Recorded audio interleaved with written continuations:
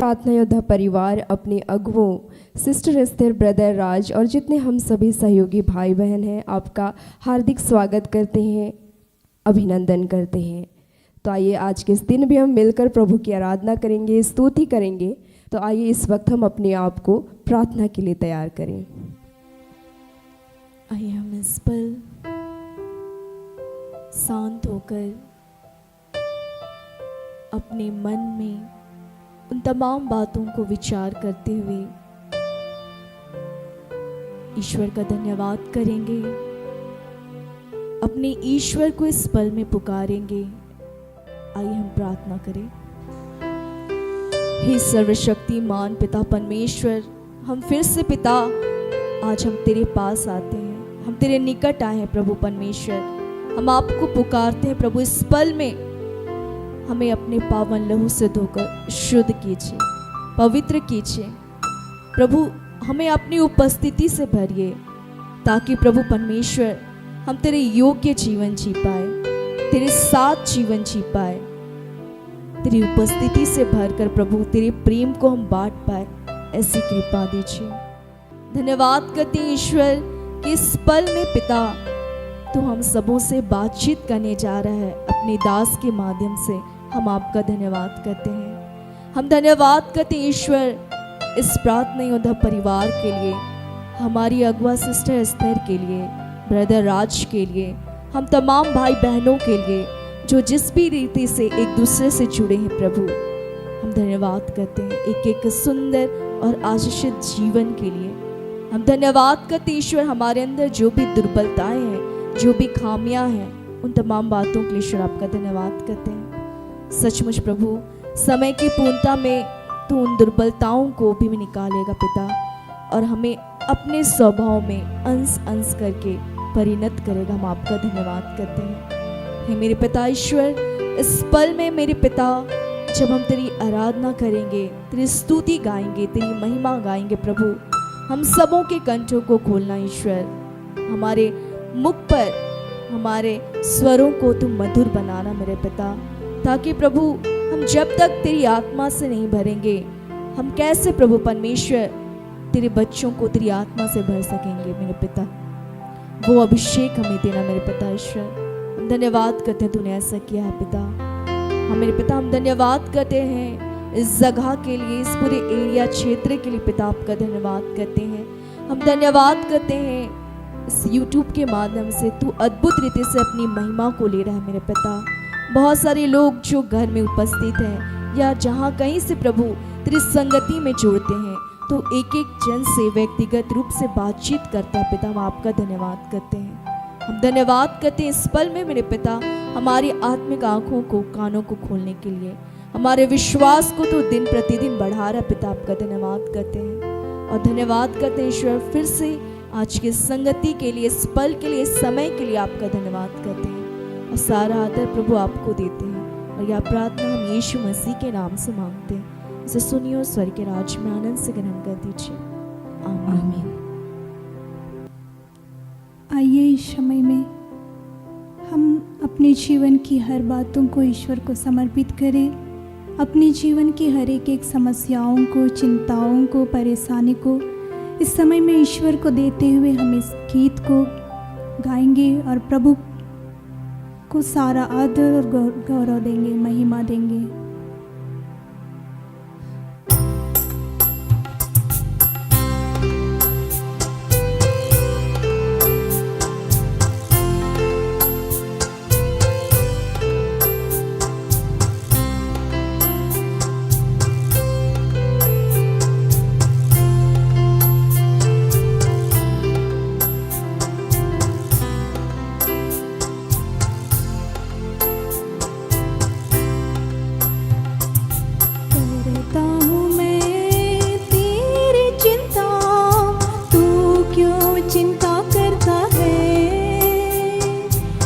करता हूँ मैं तेरी चिंता, तू क्यों चिंता करता है। करता हूँ मैं तेरी चिंता, तू क्यों चिंता करता है। करता हूँ मैं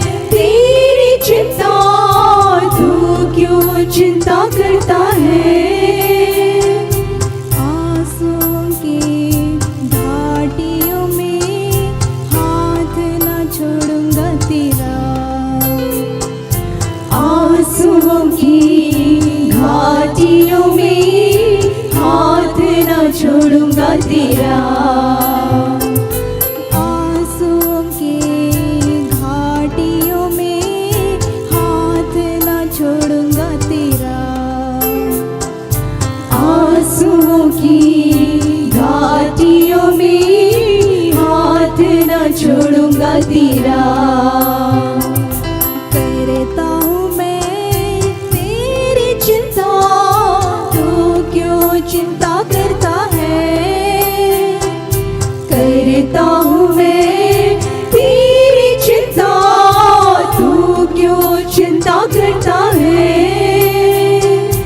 आंसुओं की घाटियों में हाथ न छोड़ूंगा तेरा। आंसुओं की घाटियों में हाथ न छोड़ूंगा तेरा।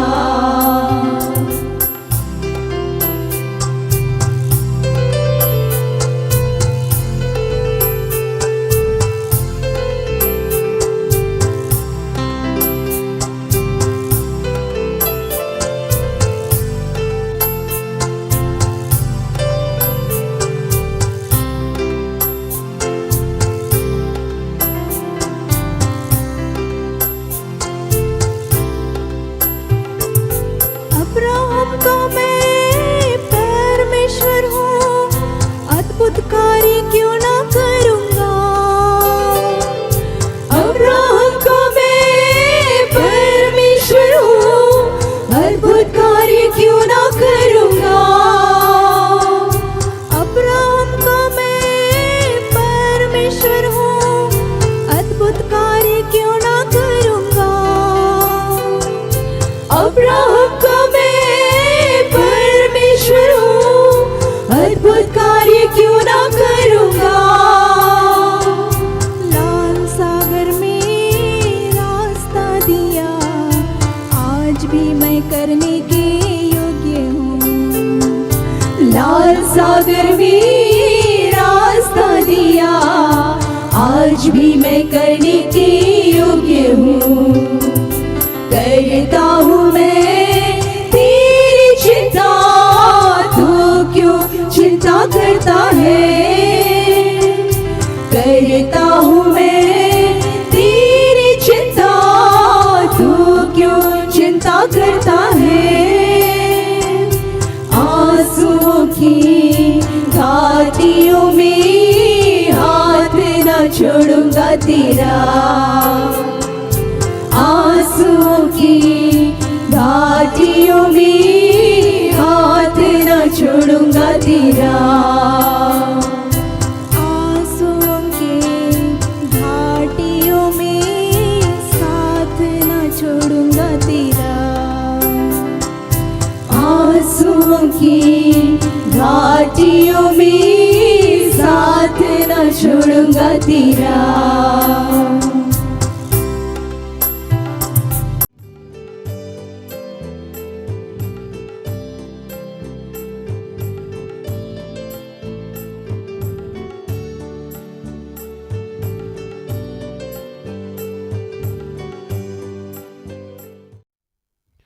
आज जो वचन मिला हम लोगों को वो यिर्मयाह 29 का 11 से 13 और ईसाया 60 का 22।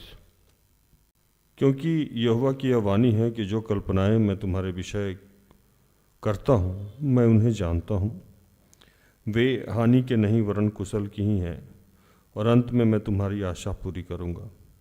तब उस समय तुम मुझको पुकारोगे और आकर मुझसे प्रार्थना करोगे और मैं तुम्हारी सुनूंगा।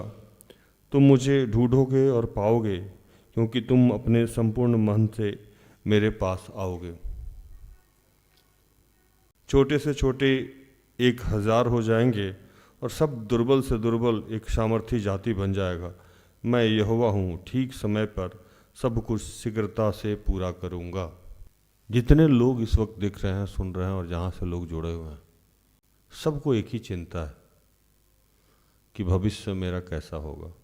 वो तमाम खुशियाँ मुझे मिलेगी नहीं मिलेगी, मेरा जीवन कैसा होगा, मेरा परिवार कैसा होगा, मेरा पति कैसा होगा, मेरी पत्नी कैसी होगी, मेरा बच्चा कैसा होगा, मेरा घर कैसा होगा।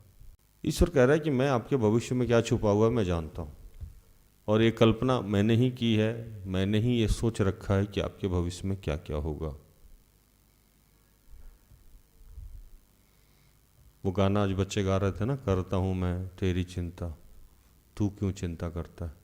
कहता है कि आंसुओं की घाटियों में साथ ना छोड़ूंगा तेरा। आंसुओं की घाटी मतलब समझते हैं कि जीवन में चाहे जितना भी रो रहे हों आप, जितनी बड़ी समस्या हो, मैं आपके साथ हूँ।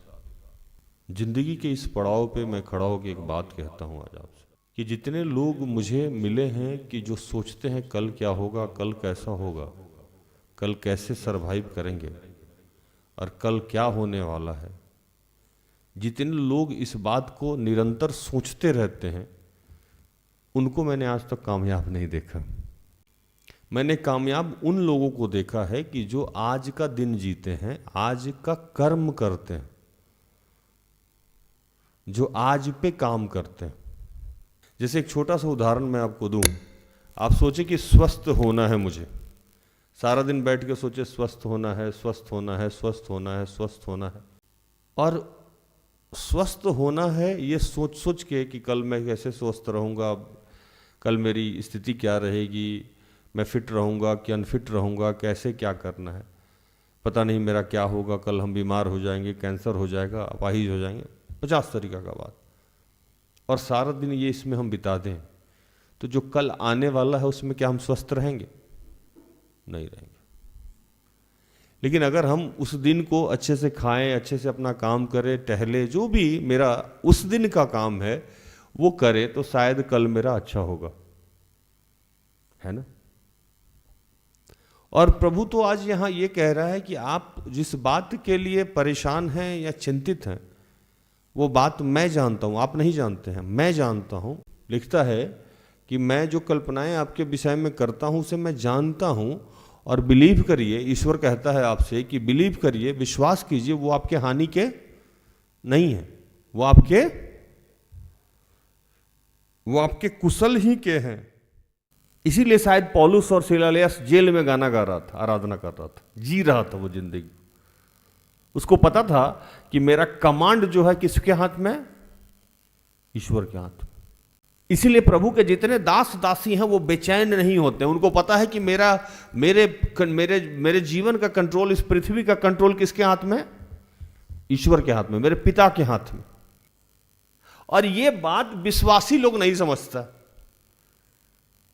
विश्वासी लोगों को सर्टिफिकेट चाहिए कि मेरा तो अच्छा होगा, इसका सर्टिफिकेट चाहिए। और शायद इसीलिए सरकारी नौकरियां सबसे लोगों को चाहिए, गारंटी चाहिए। लाइफ डेंजर जोन में नहीं है, इसके लिए गारंटी चाहिए। हम लोगों के पास तो कोई गारंटी नहीं है, लेकिन हम लोग के पास जो गारंटी है वो बहुत खतरनाक है। मेरे पिता की गारंटी है कि मैं तुम्हारे साथ खड़ा हूं। उसने मुझसे कहा कि मैं तुम्हारे लिए निर्धारित योजना जानता हूं जो तुम्हारे हित की, अन्य हित की नहीं। तो मैंने इस वचन को, मैंने और सिस्टर एस्तर और प्रभु के जितने दास दासी हैं उन्होंने अपना लिया। हम लोगों ने क्या किया कि अपना घर नहीं है, रेंट पे ही है, लेकिन उसी घर को हमने लोग सजा लिया। अभी किसी से कहोगे कि घर इसको ठीक क्यों नहीं करा रहे हो, रेंट का घर है। अपना होगा तो करेंगे। अपना कब होगा आपका? तो रिटायरमेंट के पैसा से हम अपना घर बनाएंगे। अब वो रिटायर कब करेगा? 60-61 साल की उम्र में। अब वो रिटायर करेगा तो घर बनाएगा, और घर बनाएगा तो टीवी लेगा, सोफा लेगा, तब चैन से लेट के देखेगा। भैया जो रेंट के घर में रह रहे हो उसको भी सजा सकते हो आप, उसमें भी अच्छे से रह सकते हो। अगर आप कहीं गुलाम हो, कहीं परेशानी में हो, वहां भी चैन से आप रह सकते हो, लेकिन आप रहना नहीं चाहते हो क्योंकि आपको गारंटी चाहिए। और वो गारंटी प्रभु देगा ही नहीं आपको, क्योंकि प्रभु आपसे ज्यादा इठला के रहता है। वो कहता है कि मैं क्यों साबित करूं कि मैं आपके साथ ऐसा करने जा रहा हूं। तो प्रभु आज यहां कहा, फिर से इस वचन को पढ़िए, 29 का 5 और 6। घर बनाकर उनमें बस जाओ, बारियां लगाकर उनके फल खाओ, विवाह करके बेटे बेटियां जन्माओ और अपने बेटों के लिए स्त्रियां ब्याह लो और अपनी बेटियों पुरुषों को ब्याह दो कि वे भी बेटे बेटियां जन्माएं और वहाँ घटो नहीं वरन बढ़ते जाओ। आप जहां हैं वहीं एंजॉय कीजिए, सब सुख सुविधा से रहिए। और एक और बहुत डेंजर वचन वहां लिखा हुआ है, आप जहां हैं, जिस अवस्था में हैं, वहां के लिए कहा गया प्रार्थना करिए। पढ़िए 7। परंतु जिस नगर में मैंने तुमको बंदी करा के भेज दिया है उसके कुशल का यत्न करो और उसके हित के लिए यहोवा से प्रार्थना किया करो, क्योंकि उसके कुशल से तुम भी कुशल के साथ रहोगे। जिस नगर में मैंने तुमको बंदी करा के भेज दिया है, मतलब आपका गुलामी किसने तय किया? आपको बंदीगिरी में, आपको वहां गुलाम होने के लिए किसने भेजा? ईश्वर ने। वो चाहता था कि इस समय आप गुलामी में रहें, इस समय आपकी ये अवस्था रहे। तो कह रहा है कि जिस समय मैंने आपको गुलामी में करके भेज दिया है वहां के लिए आप प्रार्थना करें, उसके हित के लिए यहोवा से प्रार्थना किया करो, क्योंकि उसके कुशल में ही तुम्हारी कुशलता है। उसके कुशल में ही तुम्हारी कुशलता है। जब वो नगर विकसित होगा, जब वो नगर अच्छा रहेगा तो तुम खुद ही अच्छा हो जाओगे। लेकिन हम यहां ये कर ही नहीं रहे हैं। हम कह रहे हैं कि नहीं प्रभु, पहले हमको इस नगर से निकालिए, पहले इस अवस्था से निकालिए। मेरी अवस्था भविष्य में क्या होगी, इसके लिए हमारी लड़ाई चल रही है। वहां के कुशलता की बात तो छोड़ ही दीजिए। अगर हमारे कोई सीनियर हमारे ऊपर प्रभु ने उदंड अपॉइंट कर दिया तो हम सारा दिन उसके आशीष के लिए प्रार्थना नहीं, प्रभु इस आदमी से हमको बचाओ, इससे हटाओ, प्रभु इस आदमी से हमको बचाओ, इससे हटाओ। प्रभु कह रहा है कि नहीं, उस आदमी के लिए आपको प्रार्थना करना होगा ताकि वो अच्छा रहे, तब भी आप अच्छा रहिएगा। जैसे अब सीधी सी हम एक बात बताएं आपको, यूसुफ को जब जेल में डाल दिया गया तो वहां जो पानी पियाए और खाना खिलवाने वाला जो आया था, फिरौन का असिस्टेंट, उसके साथ वो एंजॉय कर रहा था, उसके सपन का भेद बता रहा था। यूसुफ को बार बार बेचा गया है। पहले उसके भाई बेच दिए, जो खरीद के ले गया वो पोतीपर को बेच दिया, वहां से वो जेल में चला गया। वो ऑलवेज गुलाम रहा, लेकिन जहां भी वो गुलाम रहा वहां के लोगों के भलाई के लिए और आशीष के लिए प्रार्थना करता रहा और उसी में वो खुश रहा। तो फायदा क्या हुआ? वो डेवलप करता गया, वो ग्रोथ करता गया और इतना ग्रोथ किया कि वहीं का वो मालिक हो गया। प्रभु कह रहा है कि आप जहां हैं पहले तो वहां एंजॉय करना शुरू कीजिए, दूसरा उसके कुशलता के लिए, उसके डेवलपमेंट के लिए काम कीजिए। आप अपना चिंता छोड़ दीजिए। अगर मान लो आपको किसी जेल में रख दिया जाए और आप इतना बेहतरीन प्रदर्शन करें कि उस जेल का मालिक हो जाए, तो वो जेल जेल रहेगा आपके लिए? नहीं रहेगा। यूसुफ तो यही किया, जहां जहां वो गुलाम रहा इतना मेहनत किया कि पोतीपर अपना घर का मालिक बना दिया उसको। यही तो किया, यही तो मैं समझा रहा हूं आपको। मुझे यहां भेजा गया और मैंने प्रभु के सामर्थ्य से इतना काम किया, इतना काम किया कि यहां का बॉस बना दिया। जो काम आपके उल्टा के लिए आपको शैतान कर रहा है वो मेरे आशीष का कारण हो गया। शैतान को लगा राज का बिजनेस समाप्त हो गया, मैं तो आशीषित हो गया, मैं तो प्रभु का दास हो गया। जो प्रभु पे विश्वास करते हैं उनके लिए सारी बातें मिलकर सिर्फ और सिर्फ भलाई उत्पन्न करती है। ये आप भूल ही गए। इसके दूसरे वचन में लिखता है कि तब उस समय तुम मुझे पुकारोगे और आकर मुझसे प्रार्थना करोगे, मैं तुम्हारी सुनूंगा। तुम मुझे ढूंढोगे और पाओगे, क्योंकि तुमने संपूर्ण मन से मेरे पास आए हो। संपूर्ण मन से प्रभु के पास जाने का क्या मतलब होता है? कि प्रभु के दिए हुए हर चीज को स्वीकार करना। यूसुफ ने क्या कहा? मैं पोतीपर के पास हूं तो भी अच्छा है, मैं जेल में हूं तो भी अच्छा है, और मैं सेकंड कमांडेंट एंड चीफ हूं तो भी अच्छा है। अयूब ने क्या कहा? मैं कोढ़ में हूं तो भी अच्छा है, मैं धनी था तो भी अच्छा था।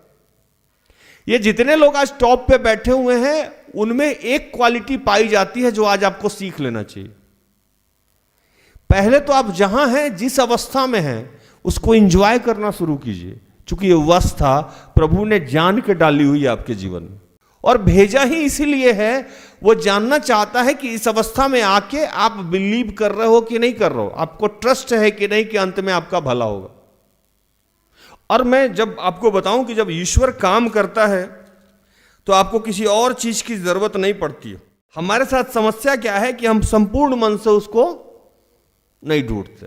हम भूल गए हैं कि उसके सामर्थ्य, उसके शक्ति, उसके चमत्कार, उसके आशीष, उसके अनुग्रह को, और हम अपने जीवन को खुद ही संचालित करके अपने जीवन को बनाना चाहते हैं, बैंक बैलेंस से, पढ़ाई से, एक्सरसाइज से, अपनी बुद्धि और ज्ञान से। हम लोग को दिन में सूरज की जरूरत पड़ती है ना, और रात में चंद्रमा की जरूरत पड़ती है।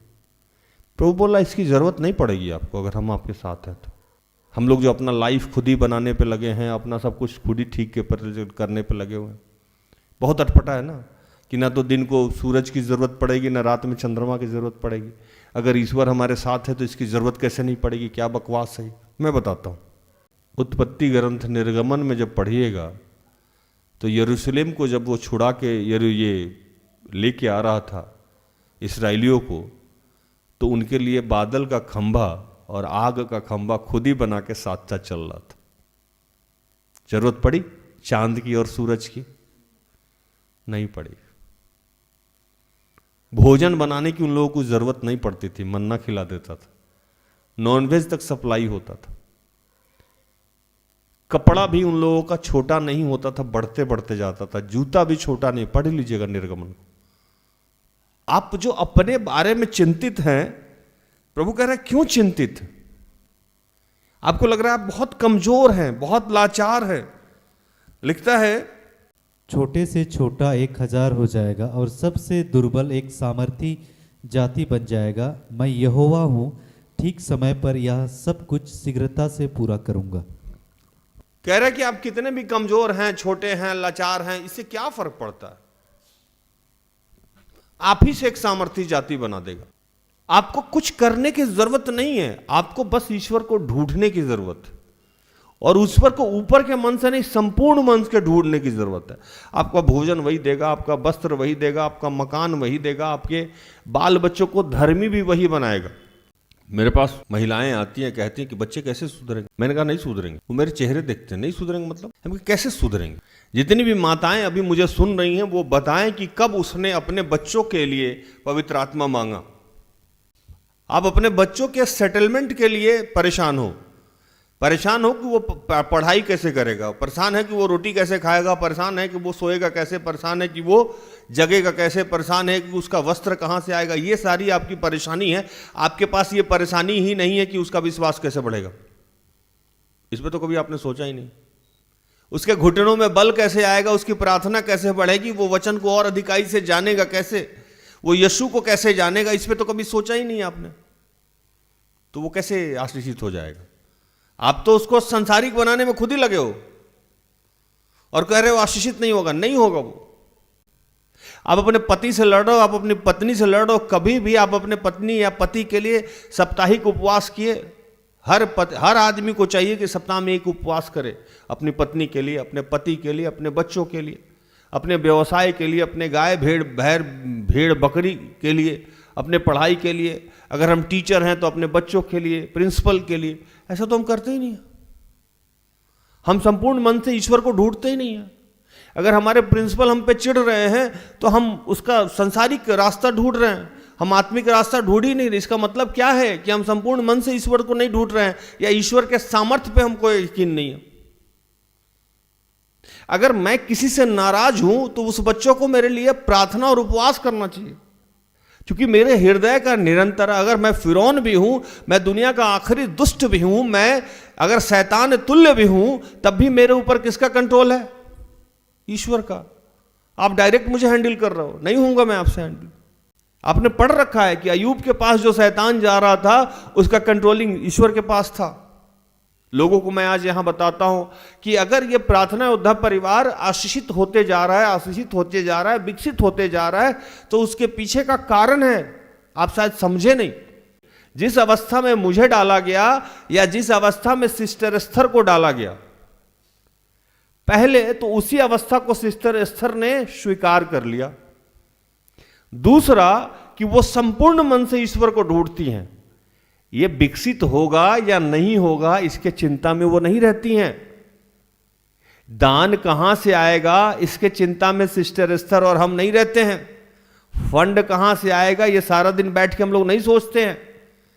हम लोग हर बात के लिए संपूर्ण मन से ईश्वर को ढूंढते हैं और मुझसे ज्यादा मेरी अगुआ ढूंढती हैं। और यही कारण है कि यह परिवार फलवंत होते जा रहा है, आशीषित होते जा रहा है, अनुग्रहित होते जा रहा है। तो अगर आप चाह रहे हैं कि आपके जीवन को आशीषित प्रभु करे, अनुग्रहित करे, तो पहले तो जहां है, जिस अवस्था में है, खुश रहना शुरू कीजिए। खुश रहना यह इंडिकेशन है कि आप जो है प्रभु पे ट्रस्ट कर रहे हैं, पहला। दूसरा कि आपको यह विश्वास है कि उस कमांड है उसके पास।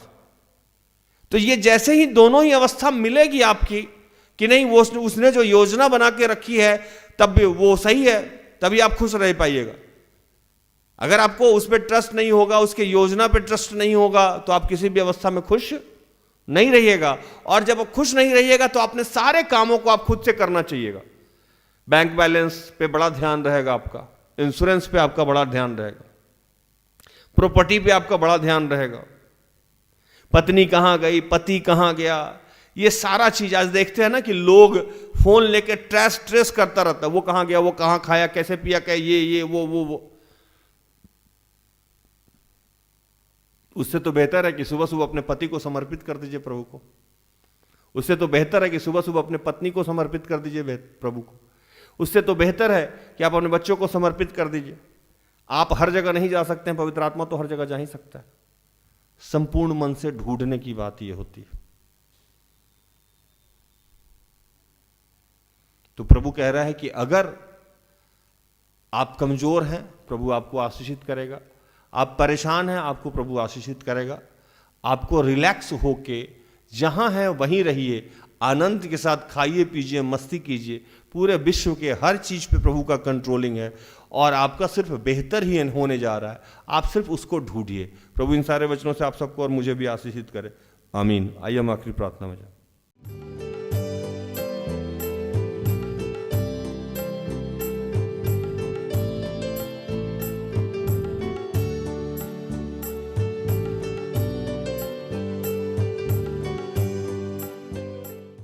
आइए प्रार्थना करें। कहें उस पिता से कि प्रभु, जब भी मैंने चिंता किया, परेशान रहा, दुखी रहा, कल क्या होगा, कब होगा, कैसे होगा, उस बात के लिए तुझसे क्षमा चाहते हैं। तूने मेरे जीवन को भर भर के आशीष दिया है और हम भर भर के चिंतित रहते हैं। तूने हमारे जीवन को हर जगह सुरक्षित रखा, फिर भी हम डरे रहते हैं। तूने ऐसे ऐसे हमारे जीवन में काम किए हैं प्रभु, फिर भी हम आप पे क्वेश्चन करते हैं, फिर भी हम अपने जीवन को खुद ही बनाना चाहते हैं। अपना घर, अपना बैंक बैलेंस, अपनी जरूरतें, बच्चे कैसे सुधरेंगे, माँ बाप कैसे रहेंगे, पति कैसे हैंडल होगा, पत्नी कैसे सुधरेंगे, तुझे छोड़ के बाकी सारी कार्य को करते हैं हम प्रभु। लेकिन आज तूने कहा है कि तुम कितने भी कमजोर हो, लाचार हो, परेशान हो, मैं तुझे बढ़ाऊंगा। तुम्हारे लिए निर्धारित मैं योजना जानता हूं, वो तुम्हारे हित का है, अनित का नहीं है। हम सबको इन सारी बातों को छोड़ के सिर्फ प्रभु को ढूंढना चाहिए, खुश होकर प्रभु को ढूंढना चाहिए, संपूर्ण मन से प्रभु को ढूंढना चाहिए। उसने कहा कि तुम मुझे ढूंढो, पाओगे, और जिस दिन मैं तुझे मिलूंगा तुम्हारा भाग्य बदल दूंगा। हे प्रभु, हम तेरा धन्यवाद करते हैं कि तूने हमारे भाग्य को बदल दिया है और अंत में हमारा भला ही होगा। पिता, हम तेरा धन्यवाद करते हैं। चिंता ना करो, भय ना खाओ, हाथ पकड़ तुझे चलाऊंगा।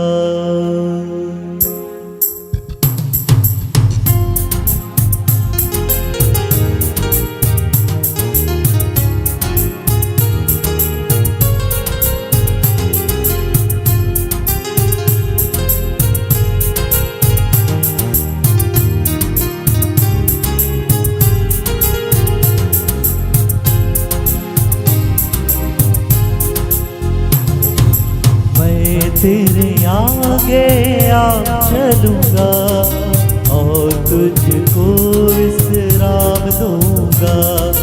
मैं तेरे आगे आप चलूंगा और तुझको विश्राम दूंगा।